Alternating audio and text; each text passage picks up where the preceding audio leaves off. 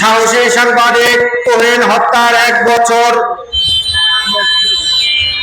উপলক্ষে আয়োজিত প্রতিবাদ সমাবেশ দোয়া মিলাদে যে সকল সাংবাদিক সংগঠন এবং সাংবাদিক নেতৃবৃন্দ উপস্থিত হয়েছেন সকলের প্রতি গভীর কৃতজ্ঞতা প্রকাশ করছি। একই সাথে কৃতজ্ঞতা প্রকাশ করছে গত বছর 7 আগস্ট এই তুহিন হত্যার বিরুদ্ধে দেশের যেই সকল সাংবাদিক সংগঠন সোচ্চার থেকে প্রতিবাদ মুখর আন্দোলন গড়ে তুলেছিলেন সেই সকল সাংবাদিক বন্ধুদের প্রতি গভীর কৃতজ্ঞতা প্রকাশ করছে। পাশাপাশি সেই সকল সাংবাদিক বন্ধুরা একজন সাংবাদিকের নির্যাতনের বিরুদ্ধে কিংবা একজন সাংবাদিক হত্যার বিরুদ্ধে মাঠে নামেন না, তাদের প্রতি ঘৃণা প্রকাশ করছে। আজকে তুহিন হত্যা হয়েছে, তুহিন জানতো না যে তিনি হত্যা হবেন, কিন্তু আপনারা যারা সাংবাদিক নির্যাতনের বিরুদ্ধে এক পা সামনে অথবা পিছে ডানে বামে দেন না, তারা মনে রাখবেন আপনারও একদিন বিপদ আসতে পারে। এই তুহিনের স্ত্রী আজকের আমাদের এই সমাবেশে উপস্থিত হয়েছেন। তুহিনের স্ত্রী জানতেন না যে তিনি অল্প বয়সে বিধবা হবেন। আমাদের রাষ্ট্র এবং সরকার, তথ্য মন্ত্রণালয় সাংবাদিকদের কল্যাণে সাংবাদিক কল্যাণ ট্রাস্ট গঠন করেছেন 1 যুগ আগে। এই কল্যাণ ট্রাস্টের সুবিধা পাওয়ার কথা ক্ষতিগ্রস্ত সাংবাদিকদের, যারা পেশাদারিত্বের সাথে সাংবাদিকতা করেন। তো আমরা আজকের জেনেছি যে শহীদ সাংবাদিক তুহিন, তিনি মারা যাওয়ার পর তার পরিবারটি অত্যন্ত মানবতার জীবন যাপন করছে। সাংবাদিক কল্যাণ ট্রাস্টের উচিত ছিল এই তুহিনের পরিবারকে ডেকে নিয়ে সাংবাদিক কল্যাণ ট্রাস্টের সুবিধা অনুদান প্রদান করা, সেটা কিন্তু তুহিনের পরিবারকে দেওয়া হয়নি। তাহলে এই কল্যাণ ট্রাস্টের টাকা পাচ্ছে কারা? এটি প্রশ্ন রেখে গেলাম। আরেকটি প্রশ্ন, যেটি এই তুহিন হত্যার ঘটনার সাথে জড়িত যে সকল আসামিরা, এই আসামিদেরকে জামিন করানোর জন্য পায়তারা করা হচ্ছে, এরকম গুঞ্জন শোনা যাচ্ছে। আমি ওই সকল দোষর যারা তুহিন হত্যার ঘটনার সাথে জড়িত ছিলেন অথচ এই মামলার চার্জশিটে তাদের নাম নেই, তাদেরকে আমরা হুঁশিয়ারি উচ্চারণ করে বলতে চাই, তুহিন হত্যার ঘটনার সাথে যারা জড়িত ছিলেন তাদেরকে জামিনের জন্য কোনো চেষ্টা করবেন না। যদি করা হয় তাহলে কিন্তু দুর্বার আন্দোলন গড়ে তোলা হবে।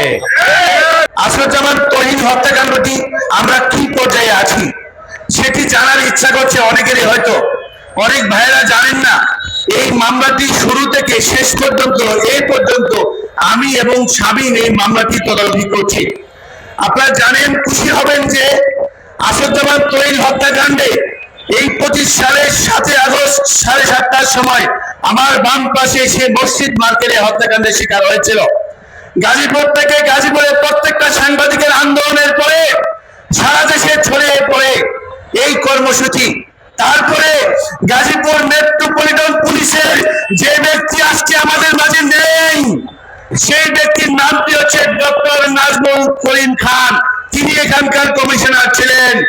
তিনি আমাকে বলেছিলেন আমি যদি সেখানে কমিশনার থাকি তুহিন হত্যাকাণ্ডের বিচার হবে দ্রুত সময়ে। কিন্তু এই ডক্টর নাজমুল করিম খান সাহেব কমিশনার থাকাকালে আমাকে এবং শাবিনকে কথা দিয়েছিল 15 দিনের মধ্যে এই মামলাটির চার্জশিট দিবে। তিনি তার কথা রেখেছেন।